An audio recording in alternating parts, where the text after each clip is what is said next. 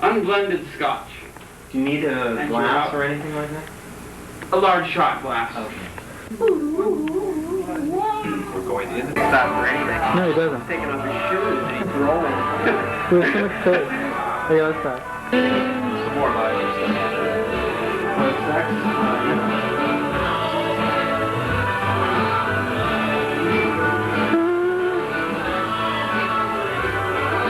It's really... Huh? What? That's what I do. Oh, it looks good, Bill. They want more.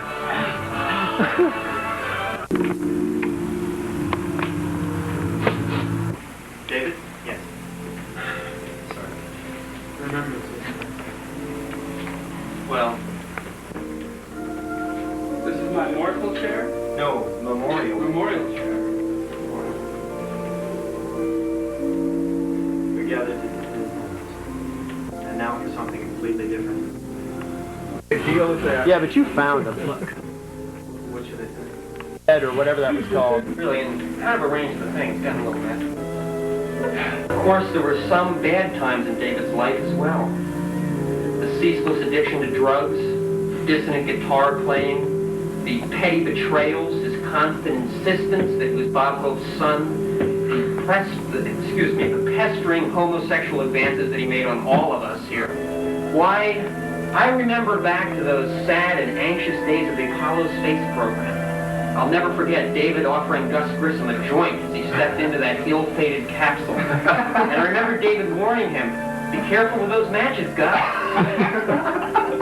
Well, we all know what happened to those of us who didn't find the time to heed David's sage words of advice. I remember David as being a man of vision. Back when he was working for Howard Hughes, and Howard brought him his plans for the Spruce Duck, brought David the plans for approval, and David just said one thing: make it bigger.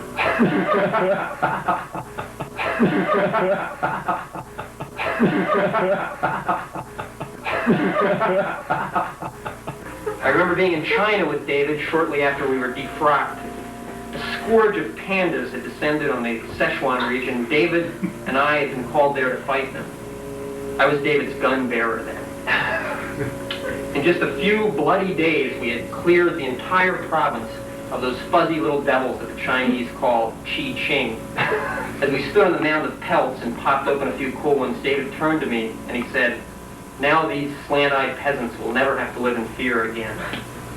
Well, I know you're all saying that this doesn't sound like a man who would get married, but those of us who know David just nod to each other and smile, thinking, there goes one unlike any other. You know, you can call David Burns a lot of things: lover, pilot, raconteur, daredevil, syphilitic, son of a carpenter, surfer par excellence, scoutmaster, pederast, confidant to the crowned heads of Europe, flower child, alcoholic, but the way the world will remember him can be said with just 3 simple words: David Burns, American. I'd like to close by sharing with you a memento I have of David. It's a photograph, a small Polaroid, snapped and then forgotten. But taking it up now that he is gone, I find that it serves to remind me of many of his great qualities, his virtues, his refinement, his sensitivity, and his humanity. Well, I the sensitivity, the humanity of that man. It's touching. It really is. Thank you for your time. I hope you've all been moved as others. Here, here. You come in.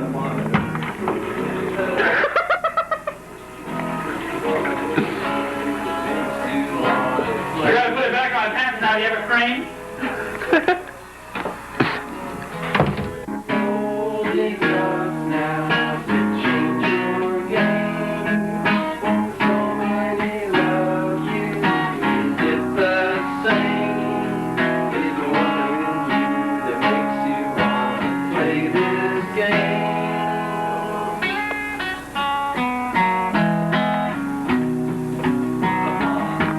Excuse me. Gotta get in my drawer.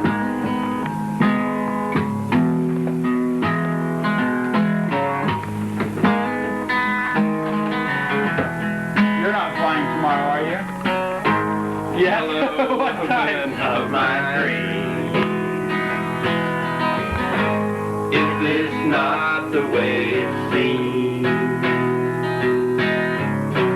Purple words on a gray background. To be a woman and to be shot down. Old enough now to change your name. So many love you. Is it the same? It's a woman in you that makes you wanna change your game.